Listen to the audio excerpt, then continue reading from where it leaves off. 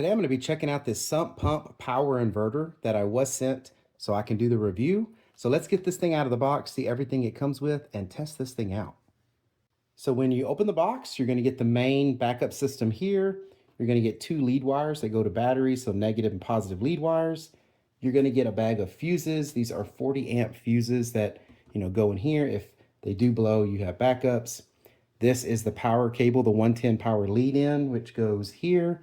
And then you have your manual. So the concept of this is you plug this into the wall, it plugs in, then this feeds power to your sump pump or any kind of pump. This is a sump pump backup system, but really this can be used for pretty much anything as a backup type system.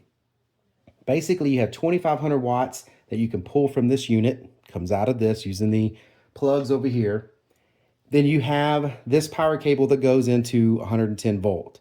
So that is putting in 110 volts, piping it right out to your pump, right? Now, if your power goes out and the 110 volt is cut off, well, you'll have a battery hooked up to this side over here. And then now you have an inverter that is inverting the DC power from the battery, converting it to the AC power that is being supplied from these plugs, and your pump is still running.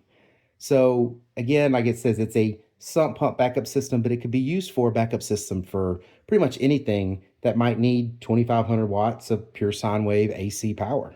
So to demonstrate that, I'm going to go ahead and get this thing set up with a battery, and then I'm going to get something that can put a load on this so you can see exactly how that load's going to work when you have AC power and when you lose AC power and it goes to battery backup. All right, so before I permanently install this, I want to test it out. And I think that would be good to show on the video. I've got this lithium iron phosphate battery hooked up as the backup battery. I've got the lead wires hooked up to it properly to this inverter. Those are the lead wires that came with it.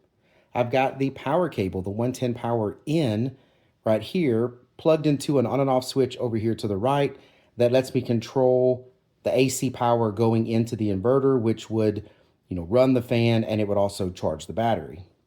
That way, when I turn that power off, like we're having a power outage, I can make sure that everything is still running the way it's supposed to. So to test the load, I've got this fan here plugged in, and it's not a heavy load, but I just really want to make sure I can see, what is on and what is off when I'm testing this out. The inverter switch over here is turned off, so I'm going to go ahead and turn on the main AC power, and we're going to see what starts going. So I just turned the switch on. You can hear the fan running. Obviously the fan's running. I think I have it on high. And the red charge light over here, I don't know if you can see it glowing from my hand. The red charge light is on. So just by putting 110 power into this inverter, it is charging the battery and it is running the fan. Now, if I put the power button on for the inverter, you see the fan stopped. The inverter kicked on, and then now it kicked the fan back on. On the display, it's saying 12.8 volts input. It's saying 122 volts out, and it is showing 0 watts. Now, my understanding would be the 0 watts is because it's not doing actually any inverting. It's just taking the 110 power in, and it's sending it to the fan, and it's working the way it needs to. And then the extra is going to charge the 20 amps to the battery. So everything looks good. I'm going to now turn off the power switch, so it's like we just had a power outage. We're going to see how this continues to go. All right, so the power switch is turned off. This is no longer running off of AC power. This is running just off of the battery through the inverter to run the fan. And to show you that in the camera, I unplugged it. Now, I did turn off the switch, but I just wanted you to know it is off. We have no 110 power going in.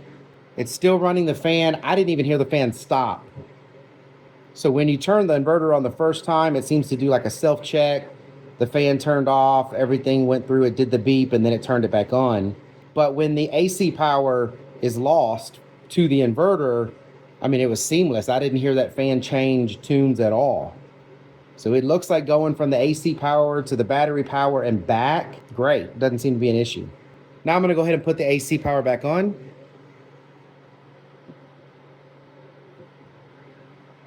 I plug the cable in. The power's turned on, and I did not see that fan even flicker. I mean, it is still running 100%. I do see the voltage kick up, so it's pushing power to the battery. I do see the green light on for working and the red light on for charge. The red light on for charge means it is charging the battery. When that charge light turns from red to green, that means the battery's fully charged and it's just sending a float charge. Looks like everything's working exactly the way I need it to. All right, well, I hope this information was helpful. Thank you very much for watching. Y'all take care.